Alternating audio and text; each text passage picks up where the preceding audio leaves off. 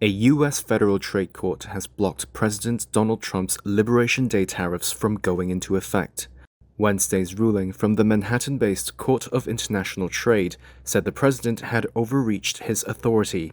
The court said Congress is empowered by the Constitution to regulate international commerce, and the president's use of emergency powers does not override that power. The Trump administration appealed the ruling within minutes. Trump had claimed broad authority in order to impose his tariffs in April.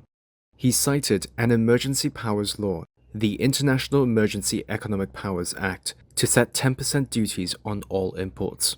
Countries with the highest U.S. trade deficits saw even higher rates, particularly China. The law has historically been used for sanctions against Washington's enemies, but Trump is the first U.S. president to use it to impose tariffs, as he had argued the trade deficit was a national emergency. A three-judge panel disagreed in Wednesday's ruling, saying, "The court does not pass upon the wisdom or likely effectiveness of the president's use of tariffs as leverage. That use is impermissible not because it is unwise or ineffective, but because federal law does not allow it." That ruling came after a pair of lawsuits. One was filed by the nonpartisan Liberty Justice Center on behalf of 5 small U.S. businesses. They ranged from a wine and spirits importer to a maker of musical instruments, all importing goods targeted by tariffs. The other lawsuit was brought by the Democratic Attorneys General of 13 U.S. states. The White House and lawyers for groups that sued did not immediately respond to requests for comment.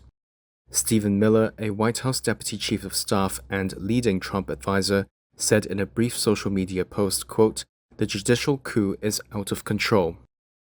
Trump has said his tariffs are intended to restore U.S. manufacturing, but suspending, delaying, or raising them since his tariff decisions have sent shockwaves and uncertainty through financial markets.